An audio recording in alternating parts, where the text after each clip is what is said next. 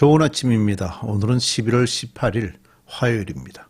즐겁고 감사한 하루 되시기 바랍니다. 오늘은 학개 2장 1절부터 9절 말씀, 내일까지 우리 학개 말씀 보겠습니다. 포로에서 돌아온 유대인들이 어렵게 성전 재건을 시작하였습니다.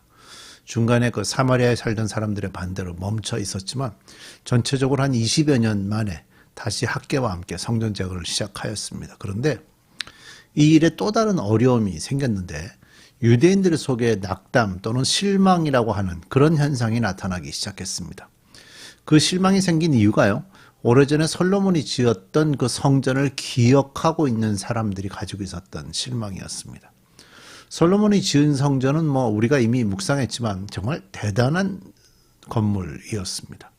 그러나 지금 포로에서 되돌아온 자들이 짓는 성전은 아주 기본적으로 필요한 만큼만 짓게 되니까 상대적으로 굉장히 초라해 보였던 것이죠.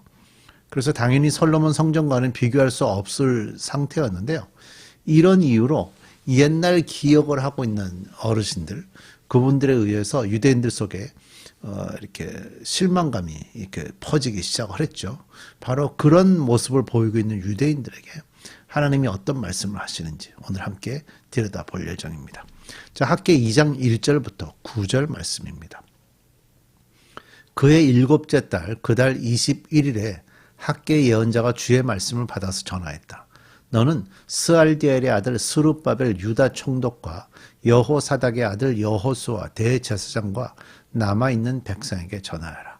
우리 이제 계속해서 보는데요. 항상 이렇게 얘기하죠. 스룹바벨 유다 총독, 그리고 여호수아 대제사장, 그리고 유대 백성들 모두 이렇게 항상 대상을 가지고 이렇게 말씀을 전하고 있어요. 3절, 너희 남은 사람들 가운데 그 옛날 찬란하던 그 성전을 본 사람이 있느냐? 이제 이 성전이 너희에게 어떻게 보이느냐? 이것이 너희 눈에는 하찮게 보일 것이라. 솔로몬의 성전을 기억하고 있는 사람들은 최소한 한 70대 이상이 됐을 거예요. 그러니까 연도들을 대략 계산해 보면 한 70대 이상은 돼야 그 성전을 기억할 수 있고요.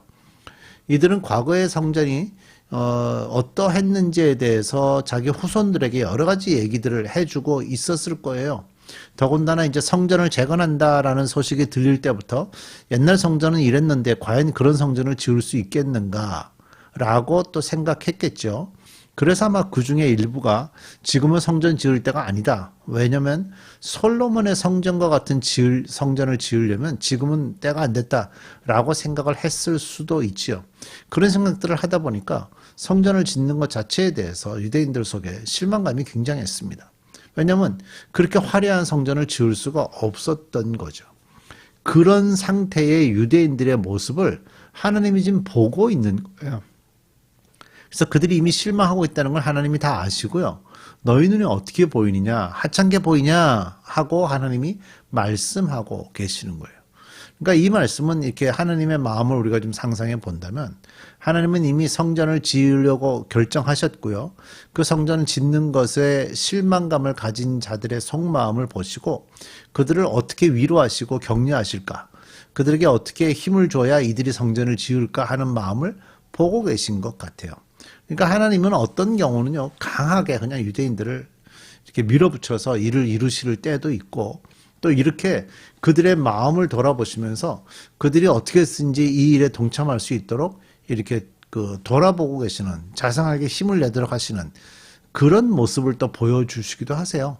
그러니까 하나님이 지금 굉장히 자상하게 이렇게 그들의 마음을 돌아보시면서 그들을 위로하시고 격려하고 계시죠. 자, 하나님이 어떻게 하는지 한번 보세요. 4절. 그러나 스룹바벨아. 이제 스룹바벨은 누구였죠? 유대 총독이었죠.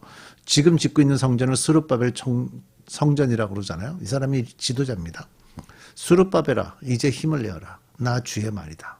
나 주의 말이다. 하나님이 말씀하셨다. 여호사닥의 아들 여호수아 대제사장아, 힘을 내어라.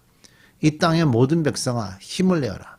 나 주의 말이다. 하나님이 지금 말씀하신다 그러면서 힘을 내어라, 힘을 내어라, 힘을 내어라 3번 반복해서 지도자와 제사장, 지도자 두 사람과 백성들에게 일일이 말씀하고 계시죠.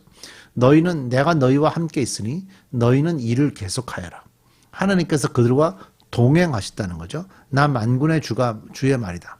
너희가 이집트에서 나올 때에 내가 너희와 맺은 바로 그 언약이 아직도 변함이 없고 나의 영이 너희 가운데 머물러 있으니 너희는 두려워하지 말아라. 이집트에서 나올 때 가졌던 언약과 언약이 그대로 살아있고 하나님의 영이 유대 백성들과 함께 있으니 두려워하지 말고 성전을 지으라 라고 말씀하는 거예요. 자, 힘을 내라고 3번 말씀하셨죠. 이 부분을 이전 성경으로 보면요, 스스로 굳세게 해라 이렇게 돼 있어요. 스스로 굳세게 하라. 우리 보통 이 말씀, 스스로 굳세게 하라는 말씀은 이제 하나님께서 중요한 사람을 지도자로 세울 때나 이럴 때 특별히 하셨던 말씀인데요. 그 여호수아가 모세로부터 지도권을 이어받고 이제 가나안 땅을 건너가기 위해서 새로운 지도자로 세워질 때도 여호수아에게 하셨던 말씀이 두려워하지 말라는 말씀이었죠. 그리고 다윗을 왕으로 세우실 때 다윗에게 하셨던 말씀도 이 말씀입니다. 그러니까 하나님은 지금 이 순간이 아주 중요한 순간이라고 생각하고 계시는 것 같습니다. 그래서 성전 재건의 가장 중요한 사람 세 부류, 총독과 제사장과 유대 백성들에게 힘을 내라고 말씀하시는 거죠. 그러면서 하나님은 힘을 내라는 말씀뿐만이 아니라 힘을 내야 되는 이유를 말씀하시는데요. 2가지 말씀하셨어요. 하나는 뭐냐면 언약이 그대로 살아있고 하나님의 영이 그들과 함께 있으니 두려워하지 말라라고 말씀하는 거예요. 그 언약이라는 것은요, 내가 이스라엘 자손 가운데 머물면서 그들의 하나님이 되겠다라고 말씀하셨던 출애굽기에 나오는 그 말씀입니다. 하나님이 그 약속을 하셨죠. 그 약속의 말씀이 지금도 살아있다. 나는 너희들의 하나님이다 하는 것을 확인해 주시면서 야훼가 유대인들의 하나님이 되실 것이기 때문에 두려워하지 말고 성전을 지어라 라고 말씀하는 거고, 그 다음에 하나님의 영을 유대인 속에 머물게 하시겠다라고 약속하셨어요. 자, 두려움은 어떤 것인가 하면 하나님이 보이지 않고 다른 것들이 보일 때 우리에게 두려움이 와요.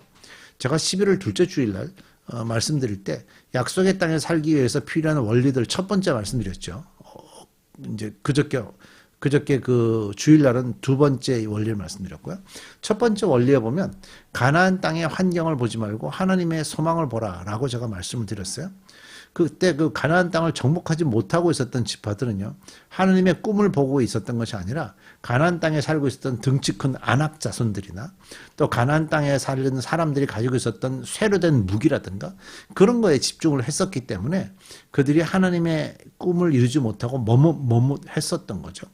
그러니까 결국 하나님의 꿈을 이룰 때는 하나님의 영이 오셔서 그런 것들을 보지 않고 하나님을 집중할 수 있도록 도와주셔야 되는 거예요. 그래서 하나님의 영이 임해서 눈을 하나님에게 고정하고 성령님이 오셔서 우리에게 힘을 주시고 용기를 주시고 두려움을 이겨내게 하실 때 우리가 성전을 건축할 수 있는 거죠.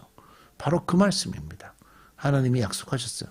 언약도 살아있고 하나님의 양도 내가 너희에게 부어주겠다. 6절, 나 만군의 주가 말한다. 머지않아서 내가 다시 하늘과 땅, 바다와 물을 뒤흔들어 놓겠다. 또 내가 모든 민족을 뒤흔들어 놓겠다. 그때에 모든 민족의 보화가 이리로 모일 것이다. 내가 이 성전을 보물로 가득 채우겠다. 나 만군의 주가 말한다. 은도 나의 것이요 금도 나의 것이다. 나 만군의 주의 말이다. 그 옛날 찬란한 그 성전보다는 지금 짓는 이 성전이 더욱 찬란하게 될 것이다. 나 만군의 주가 말한다. 내가 바로 이곳에 평화가 깃들게 하겠다. 나 만군의 주가 말한다. 자, 이 말씀이 바로 낙담하고 있는 유대 백성들에게 주시는 위로의 말씀이죠. 하늘과 땅, 바다에 물을 뒤흔들어 놓겠다고, 성전에 보물이 가득하게 해주시겠다고 실망하고 낙심한 유대 백성들에게 위로하고 계십니다. 사실 이 말씀을 잘 이렇게 들여다보면 눈으로 보이는 건물만으로 낙심하지 말라는 겁니다. 재건되는 성전으로 낙심하지 말라는 겁니다. 하나님을 보라는 거죠. 그 일을 하시는 하나님을 보라는 거죠. 하나님이 하실 미래를 보라고 강조하는 겁니다. 그래야 그 미래를 봐야 지금 짓는 성전이 이전 솔로몬의 성전의 영광보다 훨씬 더 큰 것을 확인할 수 있게 된다고 말씀하는 거예요. 유대인들이 지금 보는 게 뭐죠? 외형, 건물 크기, 현실 보고 있는 거예요. 근데 하나님은 뭘 말씀하시는 거죠? 하나님의 영광을 말씀하는 거예요. 그런데 하나님이 창조주시잖아요. 창조주가 그 성전을 영광이 가득 차게 하시겠다고 결정하시면 솔로몬이 채웠던 것들 이상의 것들이 그 안에 채워지게 될 거예요. 그러니까 유대인들은 하나님이 기대하는 것은 성전이라는 공간을 제거하는 것이 아니라 유대인 공동체가 다시 재건되는 것이라는 그런 하나님의 꿈도 보지를 못하고 있었던 거예요. 그러니까 결국 이런 실망, 낙담은 무슨 결과를 만드는가 하면 하나님의 꿈을 이루지 못하도록 방해를 하고 있는 거죠. 오늘날의 그리스도인 공동체도 마찬가지입니다. 위기가 밖에서만 들어오는 것이 아니라 안에서도 만들 수 있습니다. 하나님의 마음을 보지 않고 현실을 보고 하나님의 꿈을 보지 않고 현재 보이는 그 환경들을 보면 그 위기는 공동체 안에서도 시작할 수 있습니다. 또 과거의 경험에 집착하게 되면 저도 이제 나이가 들었지만 나이가 들었다고 해서 과거에 내가 경험한 것에 집착하게 되면 그러면 하나님의 꿈을 볼 수가 없어요. 왜? 하나님은 우리의 경험보다도 훨씬 더 크신 분이시기 때문입니다. 하나님의 소망에 집중하십시오. 그래야 본문 7절처럼 하나님의 영광이 나중에 재건된 스룹바벨보다도 더 스룹바벨에도 가득하게 될 것입니다. 하나님의 꿈에 집중하십시다. 우리 기도하십시다. 하나님, 우리의 눈은 제한됩니다. 또 우리의 생각도 제한되고 우리의 배움도 제한됩니다. 하나님의 꿈과 하나님의 생각과 하나님의 지혜를 따라갈 수 없습니다. 그래서 우리는 항상 하나님의 생각에 집중해야 되고 하나님의 꿈을 받아야 되고 하나님의 지혜를 받아서 살아가야 합니다.